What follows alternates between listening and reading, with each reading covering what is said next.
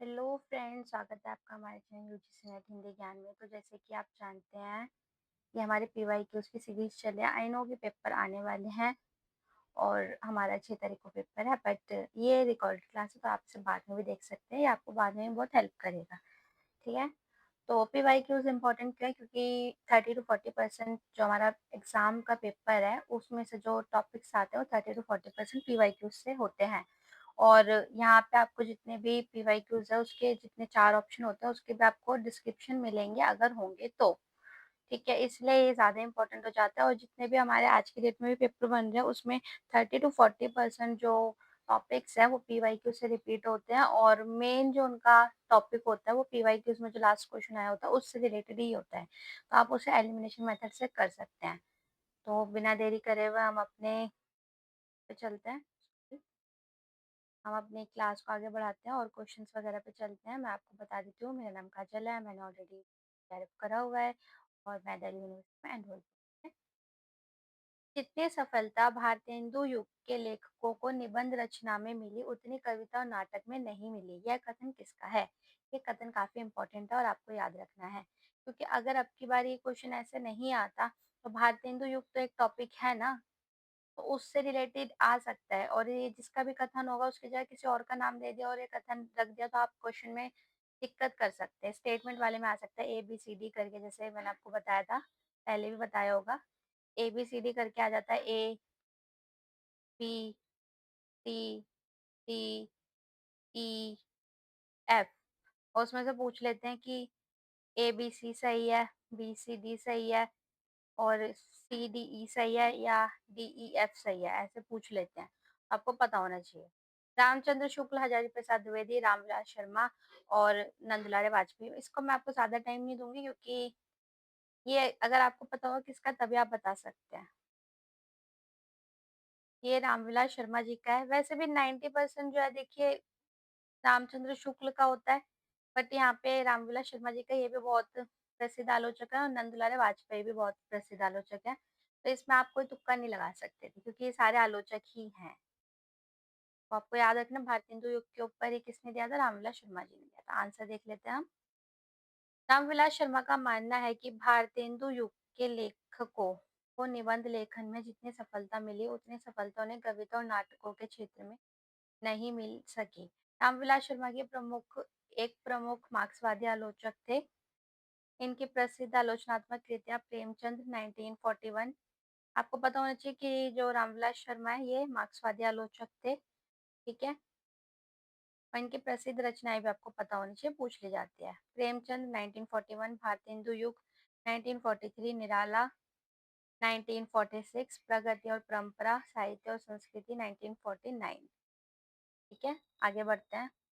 हम राज्य के लिए मरते हैं, सच्चा राज्य परंतु हमारे कृषक ही करते हैं। इस प्रसंग में उर्मिला का कौन सा विचार सही नहीं है? ठीक है। सामंती समाज में स्त्रियां मर्यादा के नाम पर घर की चारदीवारी में कैद होती है। किसान स्त्रियां अपने पतियों के साथ स्वतंत्रतापूर्व विचरण करती हैं। आपको बताने ये नहीं बताने कि उर्मिला का कौन सा विचार सही है कौन सा सही नहीं है। तो इसमें आपको पॉजिटिव को एलिमिनेट करना और नेगेटिव को देखना है। मतलब जो नेगेटिव होगा वो सही होगा, पॉजिटिव वाला गलत होगा। इसमें आपको नेगेटिव देखना है। किसान राज समाज से अधिक सुखी है, राज समाज से अधिक सुखी है। डी हो जाएगा, राज्य सुख भाग्यशाली लोगों को प्राप्त होता है।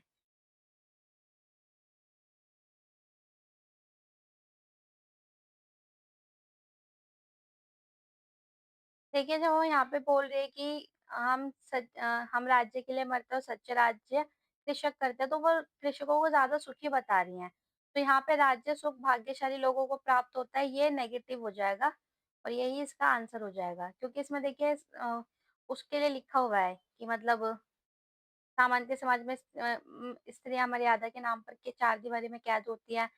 किसान की स्त्रियां पतियों के साथ स्वतंत्रतापूर्ण विचरण करते हैं। तो यहाँ पे जहाँ पे किसान की बढ़ाई है वो तो पॉजिटिव हो गया। नेगेटिव वाला आपको ढूंढना था कि कौन सा उनका विचार नहीं है। तो ये वाला उनका विचार नहीं है कि राज्य सुख भाग्यशाली लोगों को ही प्राप्त होता है। और वैसे मैं बता दूं ये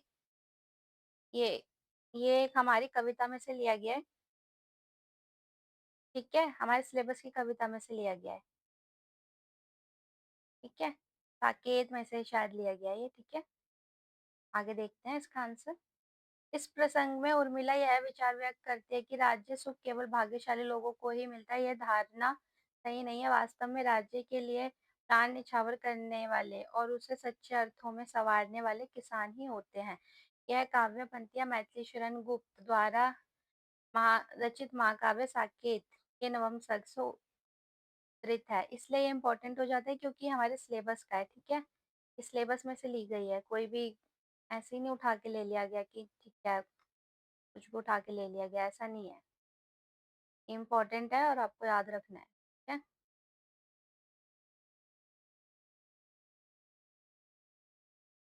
हाँ, आगे बढ़ते हैं। निम्नलिखित में से कौन सा तद्भव शब्द नहीं है? तत्सम मतलब जो डायरेक्टली संस्कृत से ले लिया गया, तद्भव जो थोड़ा-सा बदल कर लिया गया है, ठीक है? और यहाँ पे पूछा गया तत्सम शब्द नहीं है मतलब तद्भव है, जो डायरेक्टली संस्कृत से उठा के ले लिया गया है। राय, खेत, दाहिना, कवि। बताइए फिर आगे बढ़ते हैं। तत्सम आपको ढूँढना है बस इसमें तत्सम शब्द कौन-सा है, ठीक है?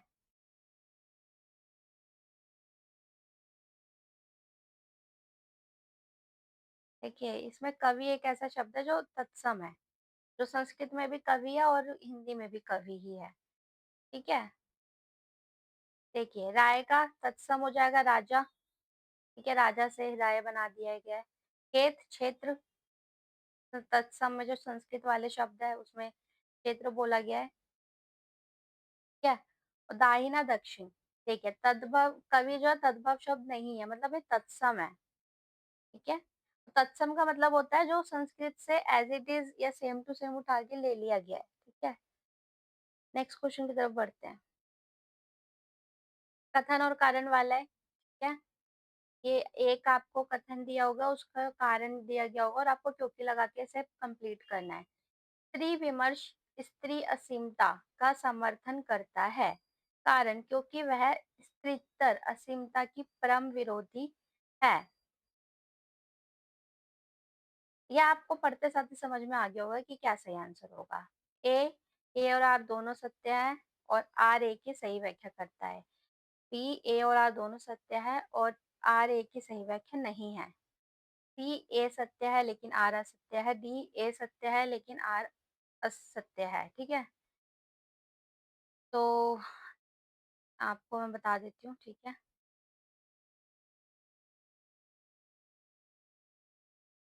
देखो, ये तो सही है ना स्त्री विमर्श स्त्री असीमता के समर्थन करता है। क्योंकि स्त्रीता असीमता की परम विरोधी है, विरोधी कैसे हो सकता है? समर्थक होगा ना, तो ये गलत हो जाएगा। तो ए सही और आर गलत, ये हमारा सही आंसर हो जाएगा, ठीक है? नेक्स्ट क्वेश्चन की तरफ बढ़ते हैं। आज्ञा के उपन्यासों के पात्र हैं राधिका, भुवन, सरस्वती, प्रशांत। देखो इसमें से एक पात्र जो है वो हमारे सिलेबस का है, ठीक है? तो वो तो आपको पता ही पता होना चाहिए, ठीक है? बाकी अगर आपको नहीं भी पता तो ज़्यादा टेंशन लेने वाली बात नहीं है, अब इस तरीके क्वेश्चन नहीं आते, अब सिर्फ हमारे सिलेबस के पूछे जाते हैं। ए 1 और 2, बी 2 और 4, सी 2 और 3, डी 3 और 4। इसमें भी आप कोई वो नहीं लगा सकते ट्रिक या फिर एलिमिनेशन नहीं कर सकते। अगर आपको पता होगा तो ठीक है, नहीं पता होगा तो नहीं, ठीक है? देखिए भुवन और सरस्वती पा ये है और ये शेखर एक जीवनी का पात्र है, ये और हमारे सिलेबस में है। देखिए आगे आंसर है शेखर एक जीवनी 2 भाग 2, 2 भाग है इसमें। तो शेखर, सरस्वती, शारदा और शशि ये इसके पात्र हैं और ये हमारे सिलेबस में तो काफ़ी इम्पोर्टेंट हो जाता है, ठीक है?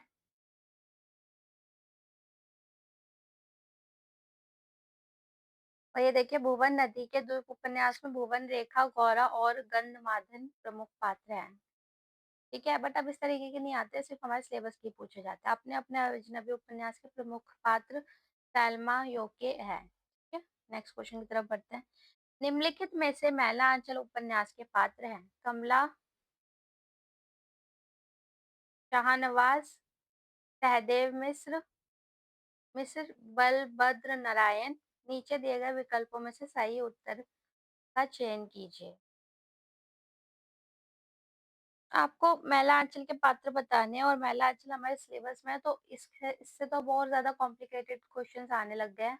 सिर्फ पात्र नहीं पूछते, पात्र के अलावा भी जैसे यहाँ पे आपको दे देंगे, यहाँ पे लिखा होगा कि यहाँ पे माँ के नाम लिखे होंगे, यहाँ पे बच्चों के नाम लिखे होंगे और आपको मिलाना होगा। इस तरीके के भी क्वेश्चन आ चुके हैं, ठीक है। या फिर ऐसे कि एक पात्र का नाम दे दिया, फिर दूसरे पात्र का दे दिया और फिर लिखा होगा कि उपन्यास को कर्म के अनुसार लगाइए। तो आपको पता होना चाहिए कि ये पात्र किस उपन्यास है और कैसे इसका कर्म होगा, ठीक है। A 1 और 2, B 1 और 3, C 2 और 4, D 2 और 3।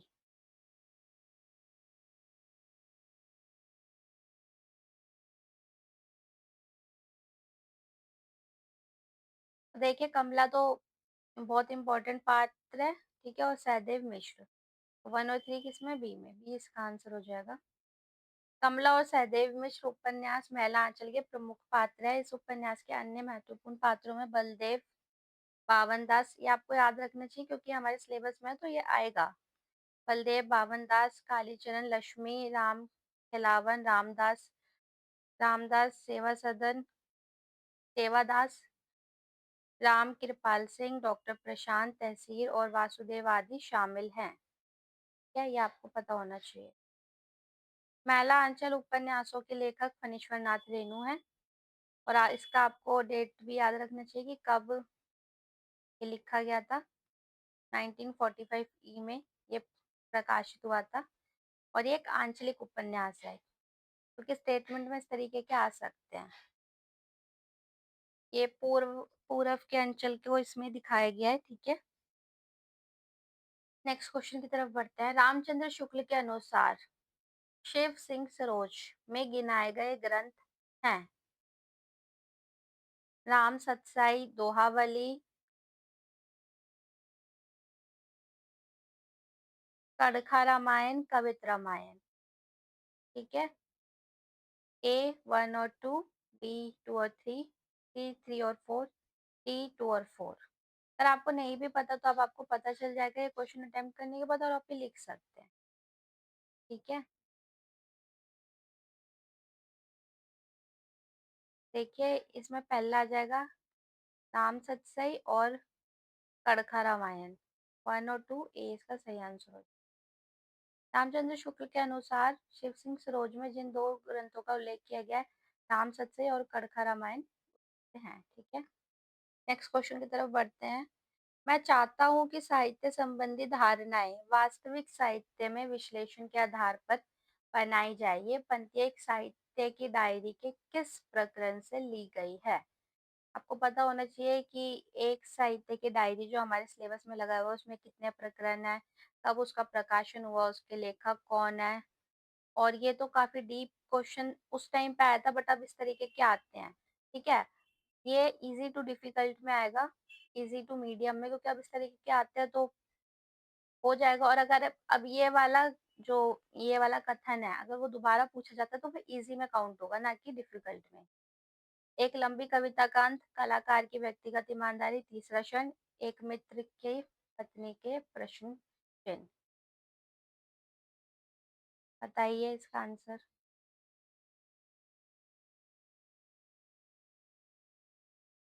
देखिए इस टाइम पे जब ये पूछा गया था तो इसका एक 90% आंसर तीसरा क्षण हो सकता था, और इसका आंसर है भी यही, क्योंकि ये जो मुख्यतः एक साहित्य की डायरी है, इसमें जो सबसे प्रमुख पार्ट है ना उस पूरे इसका एक साहित्य की डायरी का, वो तीसरा क्षण ही है, ठीक है। मैं चाहता हूँ कि साहित्य से जुड़ी धारणाएं वास्तविक साहित्य के विश्लेषण के आधार पर बनाई जाए। मतलब यहाँ पे एक्शन हो रहा है, और अगर आप उसमें देखेंगे तो पहला क्षण, दूसरा क्षण, पहले क्षण में जब हम इमेजिन करते हैं, दूसरे में जब हम उस पर काम चालू करते हैं, सोचते हैं कि हम इस पे काम करेंगे, जब हम कोई चीज देखते हैं तो वो पहला क्षण है, जब हम उस पर काम करने की सोचते हैं वो दूसरा है, और तीसरा क्षण जब उससे हम धारणाएं बनाते हैं और उससे रचने की कोशिश करते हैं, वो तीसरा क्षण वही है। तो इससे भी हम एक अंदाजा लगा सकते हैं कि यह कथन एक साहित्य की डायरी निबंध संग्रह के तीसरे शब्द प्रकरण से लिया गया है। एक साहित्य की डायरी। लेखक गजानन माधव मुक्तिबोध हैं। ठीक है। बेशक से निबंधों पर बहुत बड़ा है। ठीक है। निबंध संग्रह से लिया गया है, बट फिर भी बहुत बड़ा है। ठीक है। 39 क्वेश्चन पे चलते हैं। होली है, पीछे मत फेंकिए, मेरी जन्मभूमि, परंपरा बंधन नहीं। हजारी प्रसाद द्विवेदी, विद्यानवास मिश्र, प्रताप नारायण मिश्र, बालकृष्ण भट्ट। आपको बताना है। जैसे होली है, इसका वन दे रखा, तो इसके हिसाब से वन ये हो गया। जैसे ए का वन, ए का वन, बी का फोर, पीछे मत फेंकिए, बालकृष्ण भट्ट। और सी मेरी जन्मभूमि, सी का दो, विद्यानिवास मिश्र और परंपरा बंधन ने प्रताप नारायण मिश्र। इस तरीके से इसे जोड़ना है। और बी के हिसाब से ए का फोर, बी का टू, सी का थ्री, डी का वन। सी के हिसाब से ए का थ्री, बी का फोर, डी सी का वन और डी का टू। डी के हिसाब से ए का टू, बी का थ्री, सी का वन और डी का फोर। ठीक है। आपको बताना है, बताइए, फिर हम आगे बढ़े।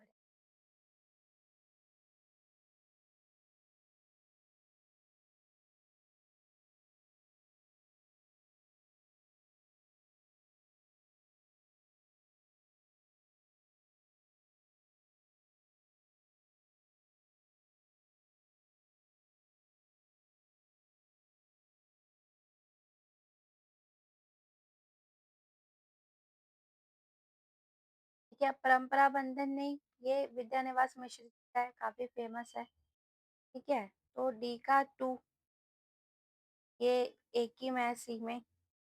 होली है, प्रताप नारायण मिश्र, पीछे मत फेंकिए, बालकृष्ण भट्ट और मेरी जन्मभूमि, हजारी प्रसाद द्विवेदी। ठीक है। आंसर देख लेते हैं। होली है, प्रताप नारायण मिश्र, पीछे मत फेंकिए, बालकृष्ण भट्ट, मेरी जन्मभूमि, परंपरा बंधन नहीं, हजारी प्रसाद द्विवेदी जी का है। ठीक है। और परंपरा बंधन नहीं, विद्यानिवास मिश्र का। यहाँ पे थोड़ा एक्स्ट्रा लिख दिया गया है, सॉरी। यहाँ पे मेरी जन्मभूमि।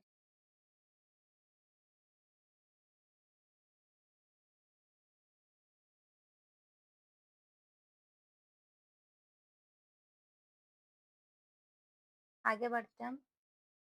ये आज का हमारा लास्ट क्वेश्चन है। ठीक है।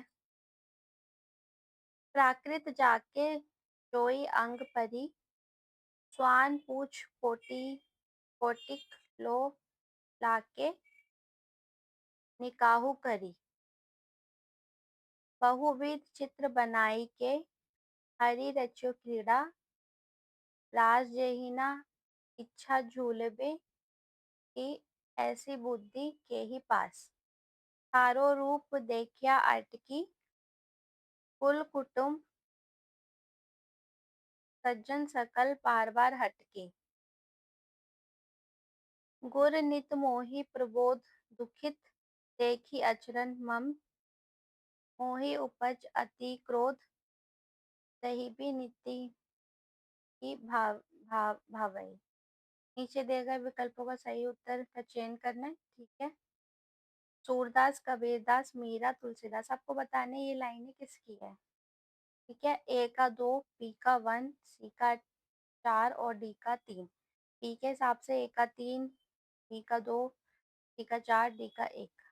सी के हिसाब से ए का वन, बी का दो, सी का तीन और डी का चार। और डी के हिसाब से ए का चार, बी का वन, सी का तीन और डी का दो। बताइए।